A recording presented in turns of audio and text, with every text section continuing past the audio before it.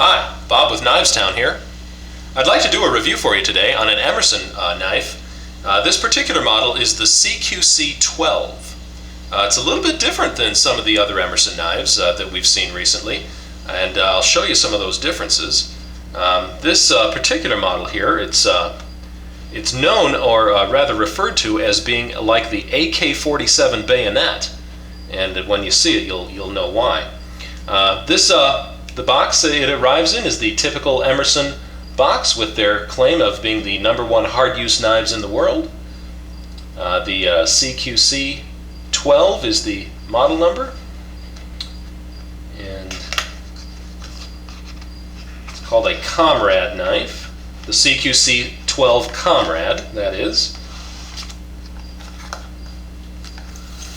Okay, it arrives with some literature about the Combat Karambit, another knife also available at Knivestown, and in fact I did a review on the Combat Karambit, so you might want to take a look at that if you're interested.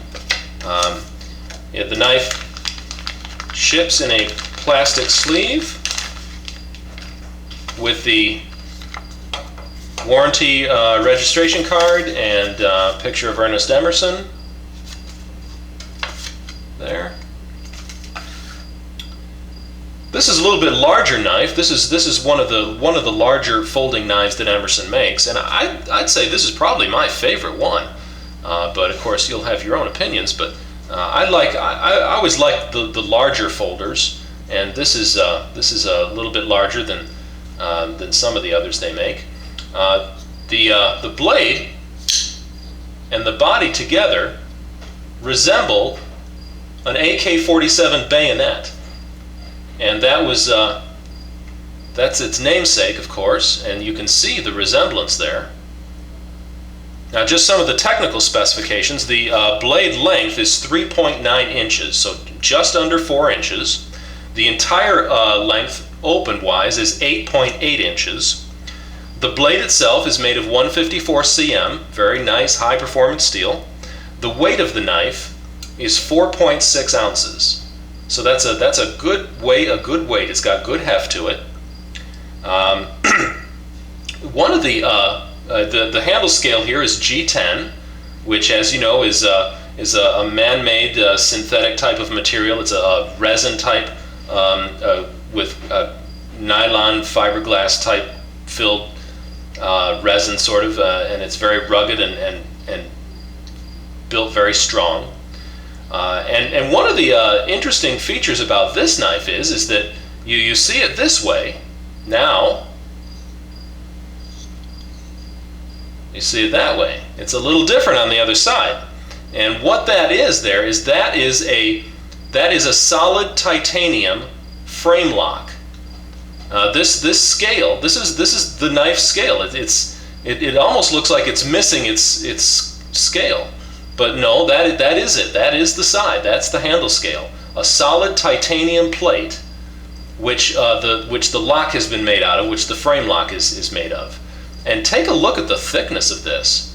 That's that titanium. That titanium that's a good thick slab of titanium to make up that handle.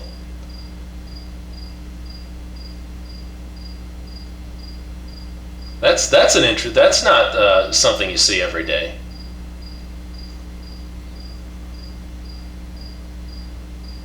G10 on that side, titanium on that side, and there's the pocket clip right there. The pocket clip is not reversible or anything. It can be removed with the screws, but it's not reversible. Emerson refers to this as their signature AK-47 clip. So it's, if you want that. The blade itself is also a little bit different from some of the other Emerson knives we've seen. Rather than being chisel ground, this blade is a double V grind.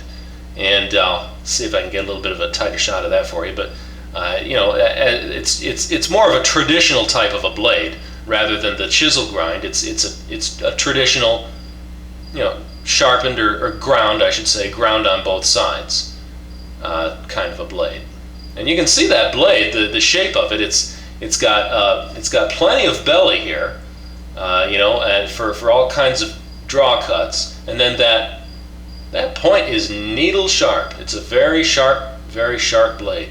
125 inch thick blade, and there you can see the thumb disc, which is it's not a thumb stud, of course, but that thumb disc which functions truly ambidextrous. The frame lock has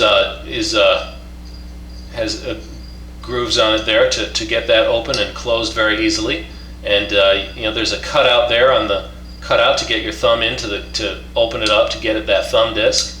You can see the G10 has got the fine checkering for grip purposes. There it is. And you'll notice that on this particular model, Emerson is not using the Phillips screws on the handle, because on the other models the purpose of that is for field takedown and disassembly. But of course, with a frame lock, you don't have liners. There's nothing you're going to be taking apart, so there's no point for doing that. It does have that G10 spacer in there, and there is a lanyard hole, which is a pretty good size. I'd say you could get paracord through there and make a good lanyard. This blade, like so many others of Emerson, does have the wave feature, which, as you know, is this spur up here. It has a dual function. It's got there's gripping there on the back of it, and it functions well there for your thumb, to get your thumb on there, and you can really point the knife with your thumb by using that like that, or getting some good leverage on it like that. And then of course it also functions as the wave opening feature, which is the Emerson feature, where it's clipped in the pocket, and then this is snagged on the pocket as it's being drawn, and so it's sort of a one motion open and lock.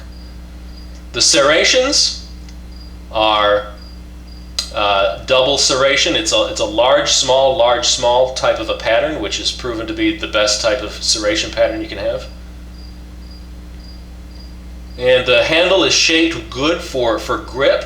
You've got sort of a finger guard there, so it's not going to slip this way out of your hand, and then it's got a butt there on it, pommel so to speak, so it's not going to move this way out of your hand. Your hand is locked fore and aft there in the handle. Emerson describes this knife using terms like brutishly strong, Abrams tank with sharp edges. And with respect to the frame lock, it writes a bank vault type of a lock is how it describes it. And we're used to a lot of hype in the knife world, and more from some manufacturers than others. But in this case, I'd say I have to agree. I mean, this is really an overbuilt, rugged, overbuilt knife, and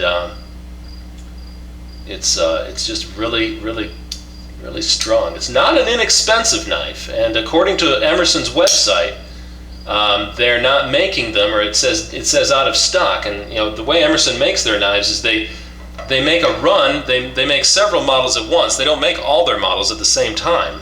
They make a run of so many knives on 3 or 4 models, and then they stop and move on. So it might be some time before they cycle around to the model again. So if you're interested in this, you might want to move with some speed. Anyway, that's a very nice knife. All right, thanks a lot. See you again.